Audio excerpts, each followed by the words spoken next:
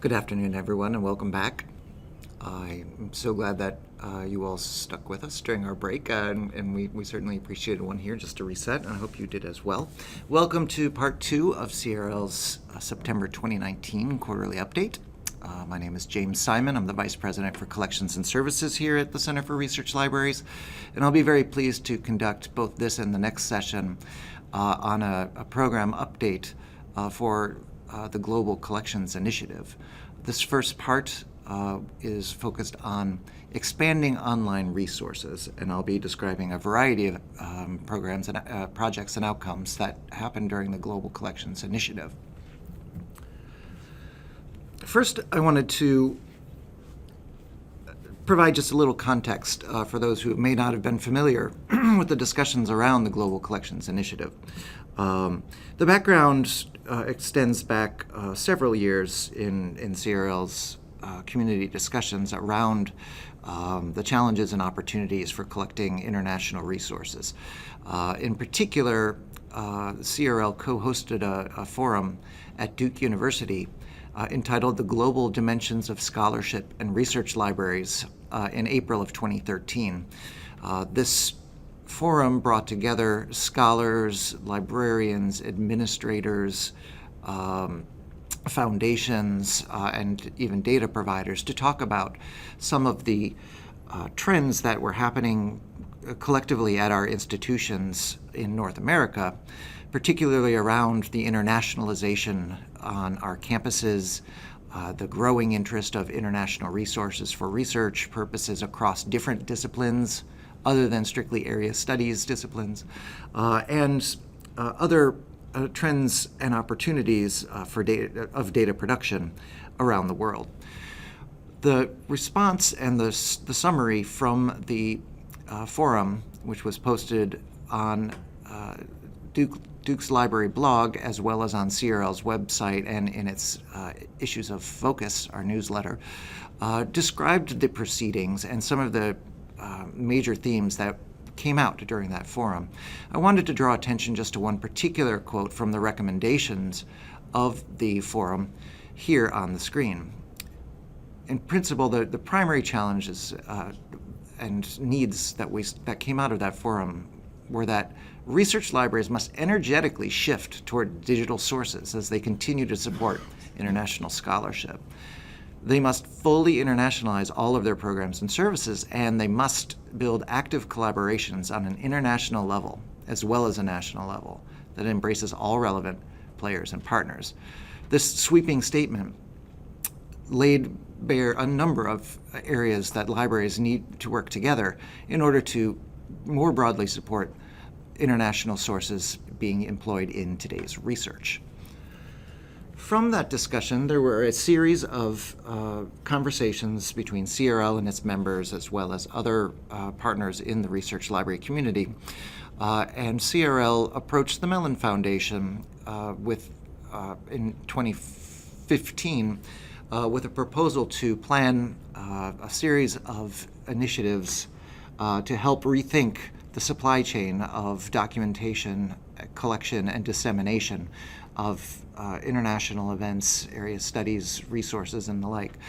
Through a planning grant and then through a development proposal, the Mellon Foundation has generously supported CRL's activities under the rubric of the Global Collections Initiative.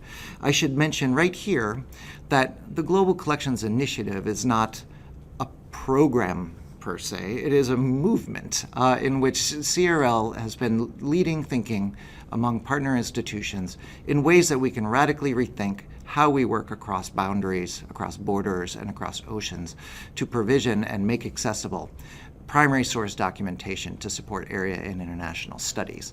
So this initiative, which I'll be describing some of the outcomes, really is part and parcel of what Greg said in his introduction to today's event, in which CRL is acting as a platform for community action, for collection building across our siloed campuses, for ways of reaching out beyond local and regional interests to national and international interests as well. So the Global Collections, which was funded by the Mellon Foundation beginning in 2016, had two major goals in mind: to develop an integrated, self-sustaining, and international framework to support area and international studies, as well as to ensure the survival of endangered source materials, combining preservation with widespread access and delivery to researchers. The development phase of the Global Collections Initiative, supported by Mellon, was conducted from October of 2016 through June of 2019. And the Mellon Foundation recommended that CRL begin its efforts by focusing in on one particular region, and that region was Latin America and the Caribbean. We sought to use this as a proving ground for ways that we could broaden CRL's partnerships with institutions in Europe as well as in Latin America, and focus on some of the activities as part of this grant. So the development phase, which has just recently concluded, involved a number of participating institutions, including the Colegio de Mexico, as well as the Fundación Getulio Vargas in Rio de Janeiro. In Europe, we included the Ibero-Americanisches Institute in Berlin, which is the primary library responsible for collecting Latin American, Caribbean, and Iberian materials on behalf of German researchers. We also involved a number of institutions in the UK, including all of those listed on the screen. And of course, we participated through forums and discussions with the broad CRL membership and our communities of interest, such as the Latin American Materials Project and the Latin Americanist Research Resources Partnership, LARP. So what were we trying to do? Principally, we were looking to support those goals through work in three specific areas. These are broad objectives, or broad activities rather than specific project-related funds, but I will talk a little bit more specific about each one of these. First and foremost, to broaden the partnerships, to forge international partnerships that will support the access to and development of digital resources. Second, we would work to create sustainable apparati for electronic access to primary resource collections. And in the third area, which I'll only touch on very briefly, is looking at current practices in academic research libraries around the opportunities for born digital acquisition and collection, and look at ways that CRL and the community might broaden its own activities in those areas. So those are the three principal activities. The focus of the remainder of this session will be largely on the stream number 2 in the middle there, is working on enabling and expanding electronic access to primary resource collections. CRL's work in this area through the Global Collections Initiative development phase centered on three principal areas. Number one, by expanding and focusing CRL's own digitization activities to prioritize area and international studies resources from Latin America that were being requested by scholars at CRL member institutions as well as the partner organizations of the GCI. Second, based on known needs of the research community here, and through the input that we've received from our community groups and through the GCI partners, focus strategic efforts on digitization of key resources held at CRL and at the partner institutions. Thirdly, supporting and broadly advertising the work that it was being done by the partner institutions in the Global Collections Initiative in Brazil and in Mexico, as well as in Europe. Just a quick snapshot of some of the results of what happened during the course of this grant, just by the numbers. CRL's prioritization of on-demand digitization and focus on strategic digitization of key collections really resulted in a large number of pages that were converted to electronic content. From CRL's collections, we opened access to over 1 million pages of news content, 1.5 million pages of serials and journals from Latin America, and over 1 million pages from legislative publications. I'll talk a little bit more about each of these areas. We also work to broaden and enhance access to existing collections at CRL and collect new resources in response to known needs and clear use cases by scholars. As I mentioned, the serial and newspaper publications that have been long collected by CRL and its partners have resulted, of course, in an immense trove of materials that are centrally held here in Chicago and at member institutions that are participants in CRL. Through the on-demand digitization program, any scholar that was requesting material related to Latin America that were eligible for on-demand digitization, we would prioritize in our digitization queue. In this way, we were able to vastly augment the Latin American content representation in CRL's digital delivery service. That included newspapers, such as the ones you see on the screen here, from countries all across Latin America and the Caribbean. In addition to those known or well-known titles from Argentina, Brazil, Colombia, Peru, Guatemala, we also identified and digitized Mexican-American newspapers that were held by CRL, such as El Heraldo de Mexico from Los Angeles and La Prensa from New York City. We also digitized long runs of serial publications. You'll see on the bottom half of your screen here the popular journal Zigzag from Chile, which is a widely consulted resource that LAMP had collected over the course of its own work over past decades.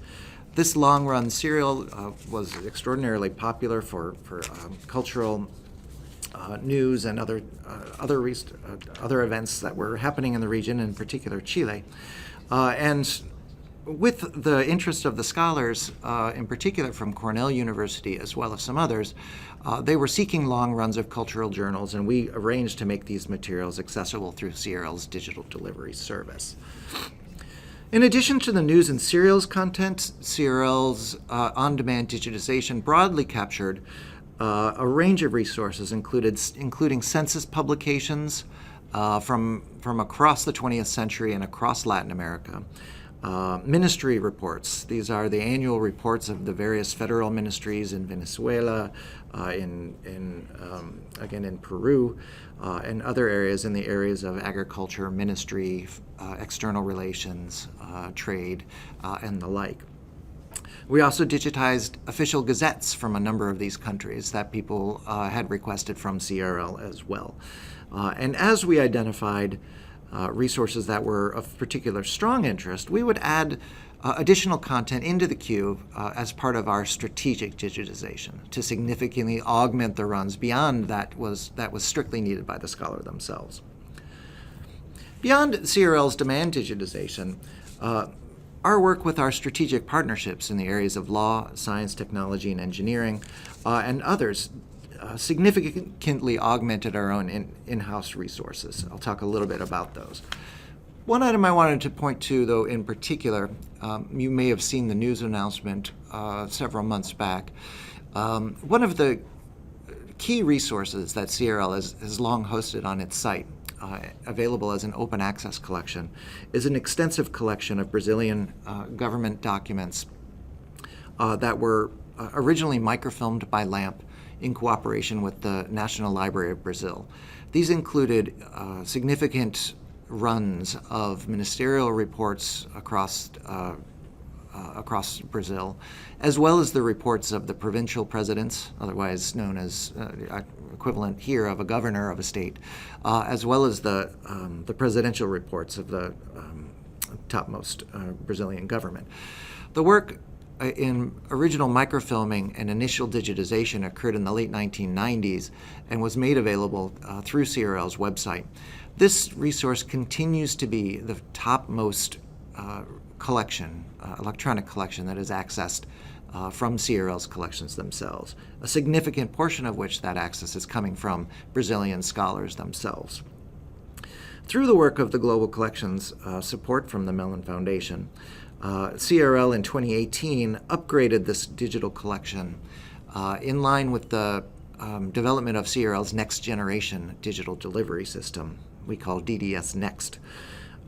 We reprocessed the Brazil documents primarily because they were formerly hosted as GIF and TIFF page images that were not OCR'd due to the poor OCR quality at the time of the original project. We engaged in extensive indexing of that collection, but those materials were not cross-searchable nor searchable within any individual publication. So we worked to reprocess them to make them more highly functional and into fully searchable texts. With the release of that new platform, we were able to leverage the latest technical standards and user functionality in order to greatly facilitate access to this collection. Once we put this up, we also noticed the resulting surge in use of CRL's DDS Next system, just proving again how timeless and important this collection is. All in told, nearly 600,000 pages of the national executive branch and provincial government materials are now available as full text searchable and cross-searchable documents within CRL's digital delivery system. I mentioned our partnerships, including the Law Library Microform Consortium, and through their work on LLMC Digital, we focused the priorities of that partnership to align with the interests of the Global Collections Initiative development phase. LLMC's Latin American holdings are quite extensive in the areas of legislative publications, and we focused our priorities in line with LLMC's production to concentrate on the laws, decrees, conventions, treaties, and official announcements that are contained within these legislative documents. And LLMC sourced these materials from a wide variety of partner institutions, and they continue to add new titles and assemble complete runs of these materials as they continue their production.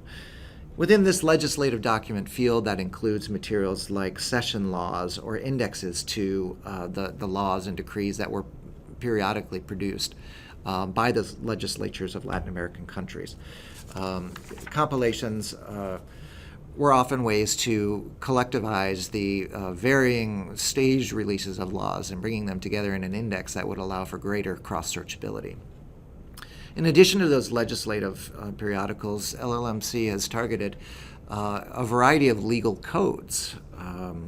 As many of you know, I'm sure Latin American countries are generally governed by a mixture of old codes from colonial Spain, royal decrees, local legislation that's been developed over the course of centuries.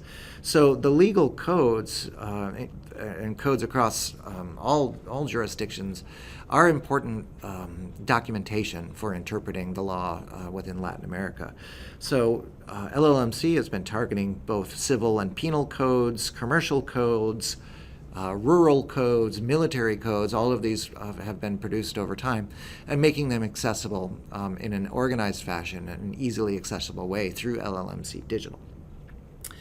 A third area that we've targeted in the initiative itself were judicial proceedings. Since the judicial systems in Latin America have taken a variety of forms, one area where one can find the significant rulings and interpretations would be in the judicial documentation, usually serial publications from the higher courts in Latin America.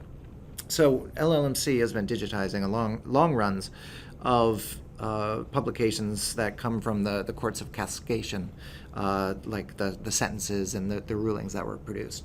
The one on the screen here you see on the right is actually a periodical that is produced by the courts in Cuba, and this represents a very interesting outreach from the courts, in particular during the communist era there. I do also want to mention you should keep your eyes open for an upcoming release of Latin American science, technology, and engineering periodicals that we've targeted in cooperation with the Linda Hall Library. Many of you know we have a long-standing partnership with the Linda Hall Library of Science, Engineering, and Technology to make available to all CRL member institutions article delivery from their extensive print collection of scientific materials. We also have strategic digitization initiatives that we focused with them to the tune of about 125,000 pages per year, focusing in on jointly held serial titles, in particular materials that are prior to 1950. We go through rounds of selection and nomination of those materials, and this year we nominated some 30 plus journals that were held both by Linda Hall and by CRL that related to topics from Latin American societies in the fields of engineering, agriculture, meteorology, astronomy, chemistry, and the like. So these early materials, which are not widely available through academic libraries and not available through HathiTrust, were selected by this partnership, and these will be made available shortly. Look for a news announcement coming up.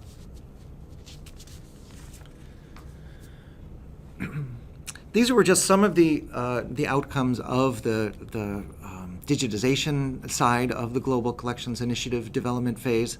I wanted just to wrap up this section just by talking a little bit about what we learned and what priorities CRL and the community should be pursuing as we continue along the course of the activities that we've set through the Global Collections Initiative. These may come by way of recommendations, but certainly they are only recommendations in that we know that these are significant challenges that the library community must address as a whole. CRL will also be focusing its own priorities in this area, but these are broad brush recommendations and priorities that come out of the work that we've done with our partner institutions. The first one seems fairly obvious in that we need to increase cooperative investment in the digitization and open access hosting of primary source historical materials for area and international studies that are held by libraries in the global north, focusing in on priority areas that are known needs of the scholarly community, areas such as news, legal and government materials. CRL will certainly sustain its current and increased levels of funding that we traditionally allocate towards digitizing materials that are relevant to humanities and social science research for international studies. And we will continue to prioritize the materials that are directly relevant to immediate scholarly interests that are essentially guided by researcher requests for interlibrary loan. Broadly speaking, however, we see the need for increased cooperative investment from across the community in order to support these activities. This is as a whole, we are still underfunding the needs towards making materials electronically accessible. And CRL will certainly convene additional conversations around this topic, but looking for ways that we can cooperatively invest our collective resources towards the digitization and born digital acquisition of primary source materials. A second priority that was made clear through our work was the need to actively support the work of in-region institutions and the scholars that identify, protect, or provide stewardship of important bodies of evidence. Just-in-case development of digital resources for scholars must be supplemented by processes or mechanisms that respond to actual scholarly and community activity.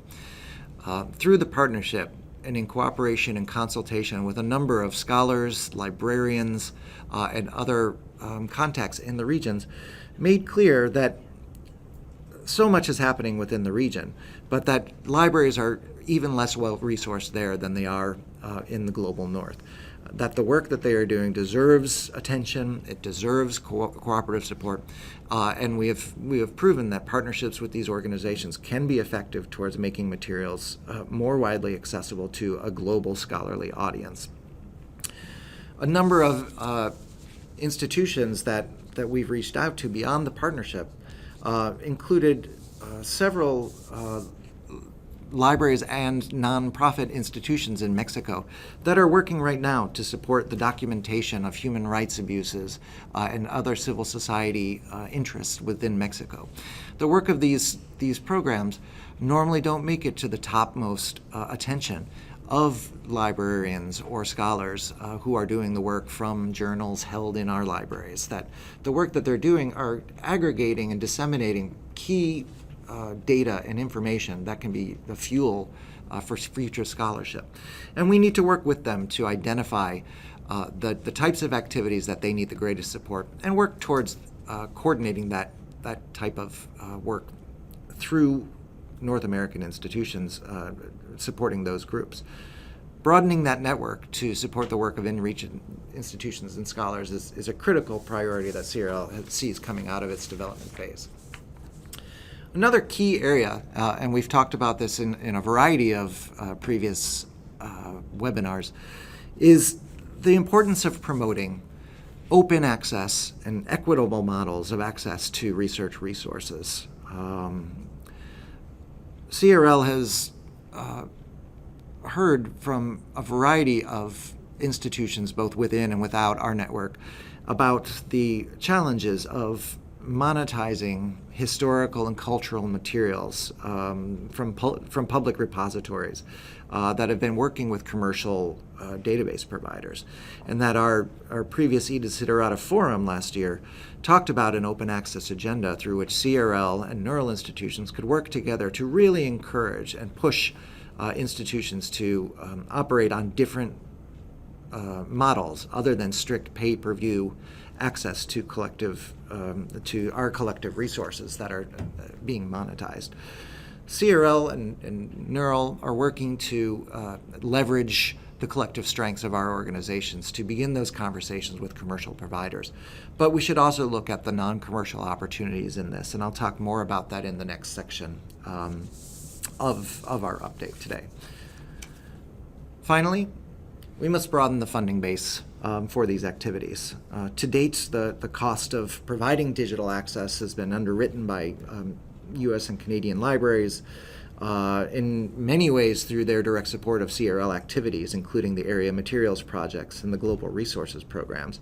The investment that the libraries have given to CRL is upwards of $500,000 each year to digitize and make accessible materials from developing regions of the world. During this grant period, there was also significant investment committed by institutions in open access initiatives like the Global Press Archives, which I'll talk about shortly, and the South Asia Open Archives. All of these commitments are really adding up to a substantial support for open access initiatives. However, our global network of institutions really need to work more closely together to help sustain that support. Through the work of the Global Collections Initiative, we've reached out to institutions in Germany, in the UK, and in other countries throughout Europe to talk about the opportunities of working together in support of our direct scholarly needs, but also in support of the work that's being done in the regions of interest. We convened a meeting of special studies libraries in Germany that are supported through the Deutsche Forschungsgemeinschaft in support of international studies to talk about these opportunities. And there was substantial interest among that group in looking for ways that we can work together on digitization as well as born digital collections of information. Look forward to hearing more from us about those conversations in future updates as well. I'm going to pause here and open the floor to questions or comments from the audience. We have a few minutes before the top of the hour, and we certainly will be continuing our update on this. So I do welcome your comments and questions throughout, and I'll certainly look to address them as we go. One of the questions that came up was in relation to one of our goals in terms of working to develop an integrated, self-sustaining international framework to support area and international studies in electronic form. And how are we defining self-sustaining here? It's a very good question, and I appreciate you paying attention to that language. Certainly the sustainability of resources is a continued challenge for research institutions. The erosion of support for long-standing initiatives is an ongoing challenge for all of our institutions, whether we've built a project in cooperation with a number of scholars who have since moved on, or whether the technology is becoming obsolescent. And certainly that is amplified in the regions of interest where a number of the early adopters of technology are looking for ways that they can sustain the work that they're doing. Here, I think we're defining Sustainability in terms of large-scale institutions like CRL in supporting these activities through secure, up-to-date technology and platforms that are continually migrated, but also sustainability or self-sustaining in the ongoing financial and in-kind support that are generated through cooperative programs like that, like CRL offers. We see ourselves as imminently sustainable, that the library, the communities that support us are committed to the long term for the collection, preservation, and sustainability of the resources that we collect. So figuring ways that we can develop partnerships, channel support and funding, and support those through sound technological means are what we mean here by self-sustaining. That may not get exactly at the specific definition you're looking for, but looking for long-standing programs is certainly one of the areas here rather than one-off initiatives.